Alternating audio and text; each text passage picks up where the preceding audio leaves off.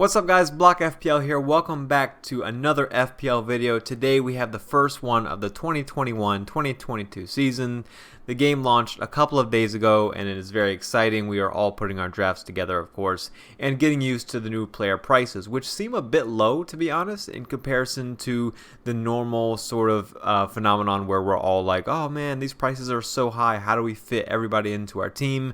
I remember last season I had to fit in St. Maximin, even though I wasn't super confident in him, and I don't feel like I have that player anymore this season. I feel like I can fit in a lot of players that I really like. I also have exciting news for the channel for this season.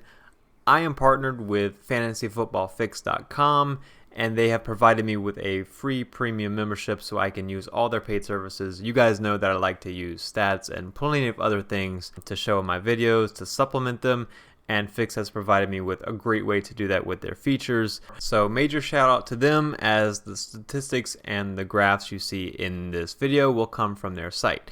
So starting off with the goalkeepers for my first FPL draft of the season, I have Sanchez and Dubravka, and as you can see, I would most likely want to binge the fixtures in red, meaning that Sanchez is most likely going to be starting every game anyway, so that may mean that I could go from Dubravka down to a 4.0 goalkeeper. So perhaps because of Brighton's good fixtures early on, 2 4.5s aren't necessary, but at the moment I went with the safer option of having both, just in case Brighton start off poorly. That would allow me to play Dubravka, especially in game week 3. Brighton are a team that defended pretty well based on their expected goals against last season, and based on that, they were kind of unlucky to concede as many goals as they did. Overall, when I watched their games, I thought they were okay defensively. So given their good fixtures and the fact that Sanchez is only 4.5, I think he's probably going to end up in my final team. But a lot could change before the start of the season, of course, and that goes for the whole video. We still got a while to go before the season starts, but it's nice to take an early look at things as well.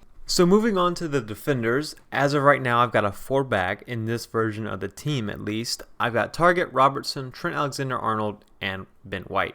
Now, Target against Watford, I really love that fixture. Aston Villa have a great first 3 fixtures, and then after that it gets a little bit difficult. But I think Watford is arguably the best fixture to start off with. They weren't the highest scoring team in the championship last season. They did concede the least amount of goals, however, of the teams that were promoted. So maybe we would expect them to be that team that has a bunch of low-scoring games. But I think overall, this is probably the team I favor the least of the newly promoted teams, but that's just my opinion. So I think Watford is a great matchup starting off with, and Aston Villa, well, they were pretty good defensively as well. Robertson and Trent Alexander-Arnold make it into this draft. Part of the reason is because of Liverpool's fixtures that I have taken from the FPL site and put up on the screen right now. They're just very, very good, especially for a team as good as Liverpool that doesn't necessarily need amazing fixtures anyway. I think I'm going to try to end up with a Liverpool triple up for game weeks 1 and 2. That game week 1 game against Norwich is arguably triple captaincy status for players like Salah. I think it's certainly an option that you could go for. And then Burnley, of course, is a great matchup as well. And then once you get past the Chelsea game, there's more good fixtures. So I think this suits your team whether you're looking to early wildcard or if you're not looking to early wildcard. You can't go too wrong with these guys. Ben White also makes the team mostly for the same reasons as Sanchez. I do like the double up defensively. I think it adds a little bit of high upside to my defense. Also, I am planning on wildcarding early. That's generally how I end up playing it. So even if I do, let's say, I don't know, I get to game week 5 and all of a sudden I don't like my fixtures anymore, by that point I may be looking to wildcard or already have wildcarded, so keep that in mind as I display my team. On to the midfielders, where I feel like you can really build a solid midfield pretty easily at the start of the season. I've got Rafinha, Bruno, Grealish, and Salah. I don't think you can go wrong with any of these guys. These are probably as safe as you can get, especially with the opening fixtures. I will say that Bruno certainly isn't nailed onto the team because I do think there are some decent alternatives. One of those is Mane, again, because the Norwich fixture right away is kind of appealing. Mane wasn't the greatest finisher last season, but still, it's Norwich, and he's also cheaper than Bruno. And of course, it could also be a Man City player like Foden, KDB, Sterling, but we'll have to see what we think is going to happen with the rotation for those guys. And they start off with Tottenham away, so I'll probably start off with 0 Man City players, if I'm being honest. But these are the guys that I feel like are most trustworthy at the moment.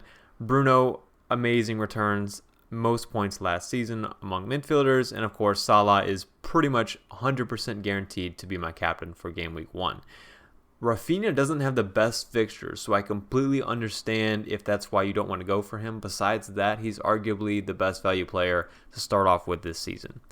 Moving on to strikers, I've got Tony and Calvert-Lewin. Now, Tony's fixtures to start off with, honestly, they don't look amazing. Tony starts off against Arsenal, and then they play Crystal Palace, and then Aston Villa. So it's kind of middle of the road, or not that good, but he's only 6.5 on penalties. We don't really know how Arsenal are going to defend yet and how good Brentford will be. So there is some high upside there, but I'm not completely nailed on about this one. Calvert-Lewin is an interesting one, and this gets into the conversation of Calvert-Lewin versus Antonio, which I feel like will be a big decision for me and maybe a lot of other people. If we pull up some statistics from Fantasy Football Fix, we can see it's very similar. The main difference is that Antonio basically got more chances and Calvert-Lewin was able to finish more. So it depends on what you think is going to happen. Is Calvert-Lewin going to be able to continue to outperform his expected goals?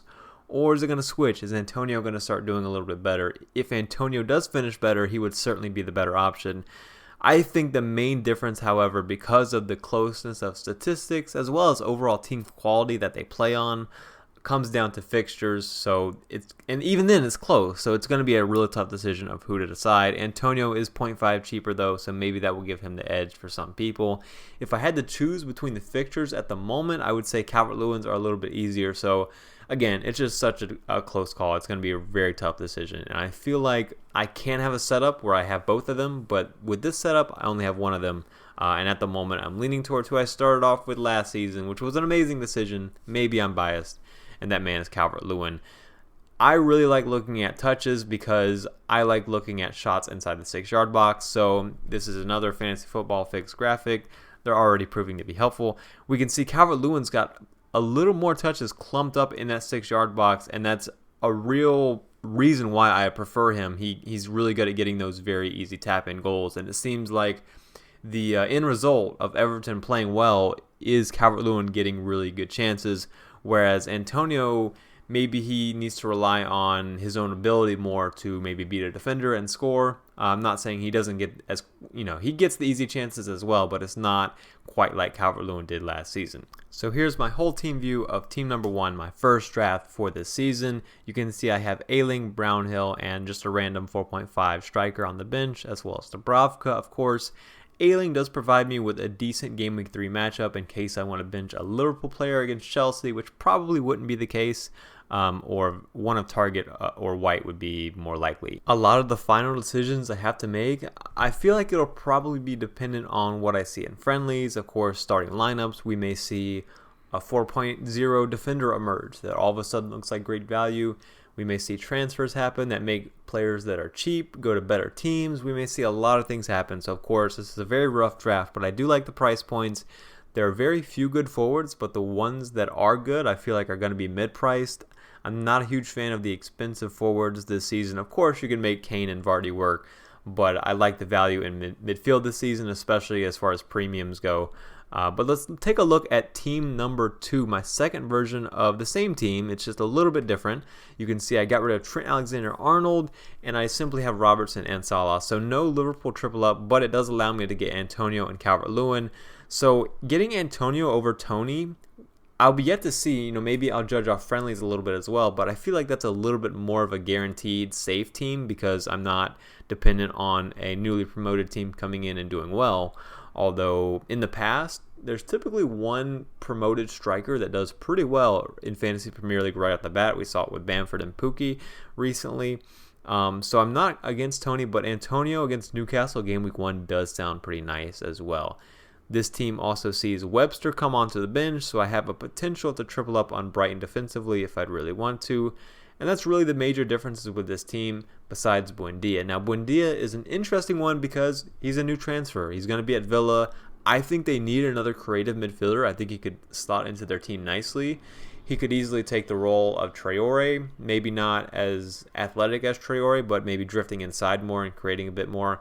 We simply don't know how he's going to play out, but if he is someone that looks like he's going to play a regular role and get a bunch of minutes, This could be a very nice double up with Grealish and Buendia against Watford for the first game, arguably the best fixture possible.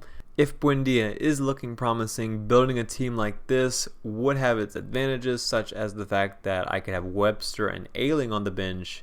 In comparison to Ayling and Brownhill, Webster and Ayling is a little bit better for sure. Also, I like the possibilities with this team. I could go triple Liverpool with double attack, so I could go Bruno to Mane if I really wanted to, not that I trust Mane that much.